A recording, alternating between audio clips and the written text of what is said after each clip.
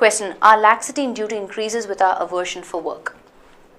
Our laxity in duty increases with our aversion for work. What does that mean? Our laxity in duty increases with our aversion for work. Do you think there is an error here at all?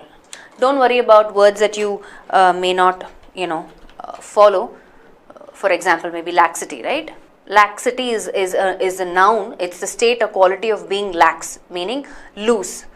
The word laxity itself refers to something where you're being negligent about something, you're neglecting something, right? There is some sort of a slackness in you, right? Leniency, sloppiness. These are all the you're not concerned about something, which means you're not being diligent about it. Maybe I'm using big words. What do I say? You're not being intentional about it. So let's say if I say, hey, tomorrow, we have a test, and the test is exclusively for spot the error, and then you're showing a lot of laxity, which means you're unconcerned about it, right? You're like, yeah, so what, big deal, right? You're not, what do I say? You're being careless, right? That's what it means. So our laxity in duty increases with our aversion for work. Now that you understand the context, so you come back and say, hey, there's no error, everything is fine as it is, right? Let's just put down what is the meaning of laxity, so that when people watch the video, they'll know what this is all about, right? So we said it's slackness. I gave an example as well, being negligent, right? Careless, right? Unconcerned. These are all some of the synonyms of laxity. So when I am displaying carelessness or I'm being negligent in my duty, how does that increases with our aversion? Aversion means strong dislike, right? Now please notice, aversion is your clue word, okay? And always when you have certain words get associated with certain prepositions, it's always, so this is a pure collocation, okay? What are collocations? Associated words that go together, right? You heard me say this word a million times. So aversion always is associated with the preposition to and not for, right? You have an aversion to something. So for example, I can say, I have a strong aversion to spiders. I have a strong aversion to snakes, right? I dislike snakes and spiders. You always have an aversion to something, not for something. So aversion to, right? Just to give you an example, let me write it down.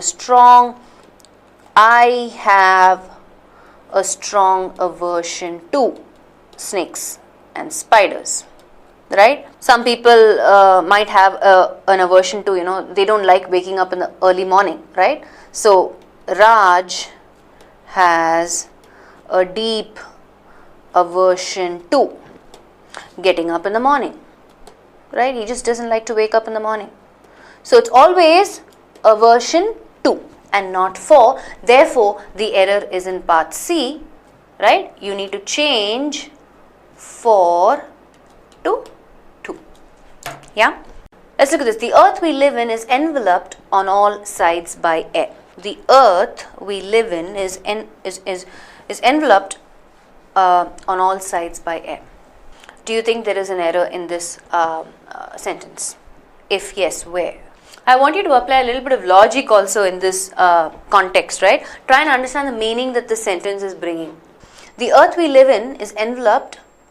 The clue phrase obviously is for you, all sides by air, right? All sides being your clue phrase, which means, imagine this, right? You're in a room and there are 4 sides to the room, okay?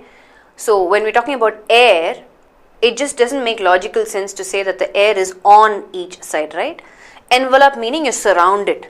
So the right preposition there would be from these 4 sides, it cannot be on the 4 sides, right? The air, you are enveloped by air, not on the 4 sides, but from these 4 sides. So that's where the error is, right? So you remove on and you change it to from. You are enveloped from all sides by air. We're referring to air. Air obviously again is another clue word, right? So here we're talking about an incorrect preposition. An incorrect preposition, I need to change on to from. enveloped from all sides by air. Clear? The error is in part C. I found it difficult to remove the chewing gum that stuck with my cap. I found it difficult to remove the chewing gum that stuck with my cap. Where do you think the error is? So your 30 seconds is up. Let's look at this question. Are you able to identify any clue words? It's very simple question to follow, right? You don't have any difficult words that will hamper your understanding of the meaning. I found it difficult to remove the chewing gum that stuck, not with, but to, right? You stuck to your cap. Again, stuck plus to is the collocation, right? So usually stuck takes up the preposition. Yes, you're right.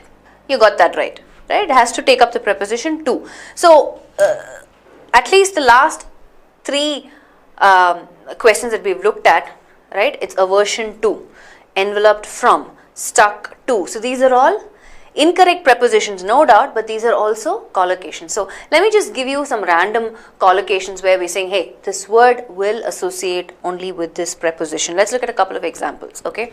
So, for example, accused of, right? Somebody can accuse you of something, right? It cannot be accused for, it cannot be accused to, yeah? Somebody can accuse you of something, yeah? You can be different from someone, not different to, although there could be an exception in terms of an example sentence. You are eligible for something. I can hint at something, right? Somebody hinted at, right? He hinted at something. I can be pleased with something, right? I can get invited to a place, invited to a party or a function or whatever it is. So do you see? So it's important for us to get as familiar with these collocations, right? It's either an adjective plus a preposition or a verb plus a preposition or an adverb. So and this comes, you can master this only when you read a lot, right? Because when you read, it kind of registers, okay, these are some of the words associated, because collocations are nothing but set phrases that are repeated, right, in different situations by us.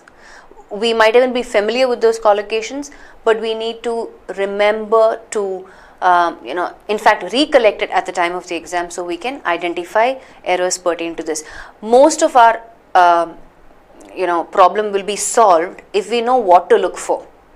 Yeah, in spot the error, if I know, okay, this is also a type of error, then I am looking for that error, right, and I'll be able to spot it. So far we've looked at unnecessary prepositions or adverbs, and then we've looked at the next set that we looked at is incorrect prepositions or collocations that we need to be familiar with. Yeah.